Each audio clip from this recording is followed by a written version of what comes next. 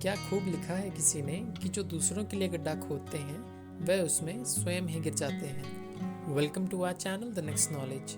आज हम जानेंगे एक कहानी के माध्यम से कि ऐसा संभव कैसे हो सकता है। एक जंगल में 4 चोर रहते थे। वे चारों मिलकर चोरी करते और जो सामान उनके हाथ लगता उसे आपस में बराबर बराबर बांट लेते थे।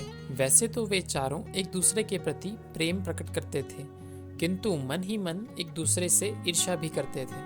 वे चारों अपने मन में यही सोचते थे कि यदि किसी दिन मोटा माल मिल जाए तो वह अपने साथियों को मारकर सारा माल हड़प लेगा। चारों चोर मौके की तलाश में थे, किंतु उन्हें ऐसा मौका अभी तक नहीं मिला था। एक रात चारों चोर चोरी की इच्छा से इधर उधर घूम रहे थे।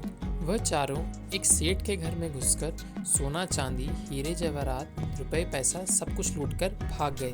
पुलिस से बचने के लिए चोर 2 दिन तक जंगल में ही भूखे प्यासे रहे। सेठ ने चोरों की शिकायत पुलिस में दर्ज कर दी थी। सेठ की पुलिस विभाग में भी अच्छी जान पहचान थी। चोरों को पकड़ने के लिए शहर के चप्पे चप्पे पर पुलिस फैली हुई थी। जंगल से निकलना चोरों के लिए खतरे से खाली नहीं था। चोरों की इच्छा थी कि अभी वे कुछ दिन जंगल में ही छिपे रहें। धीरे धीरे चोरों के पास खाने का सामान समाप्त हो गया। कुछ दिन तक तो उन्होंने भूख बर्दाश्त की, लेकिन जब भूख बर्दाश्त करना असंभव हो गया तो उन्होंने शहर से खाना मंगवाने का निश्चय लिया।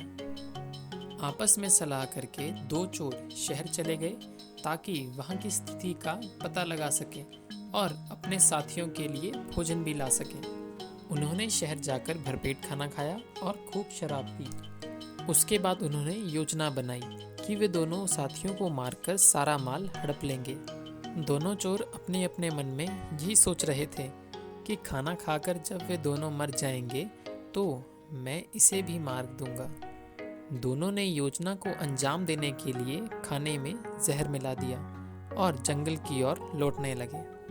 दोनों चोर अपने अपने मन में यही सोच रहे थे कि खाना खाकर जब वे दोनों मर जाएंगे तो मैं इसे भी मार दूंगा और फिर मैं सारा माल हड़प कर अमीर बन जाऊंगा।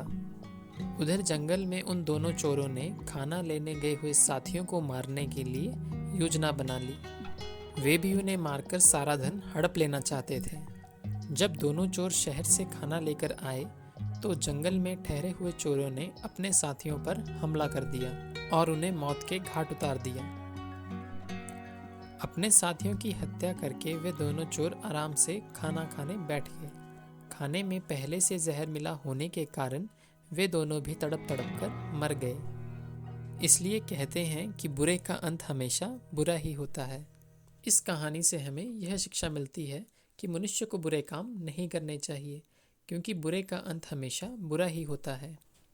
और अंत में आप सभी से यही कहना चाहूँगा कि मेहनत इतनी करो कि जिस दिन भी हारो, जीतने वाले सदा चर्चे तुम्हारे हों।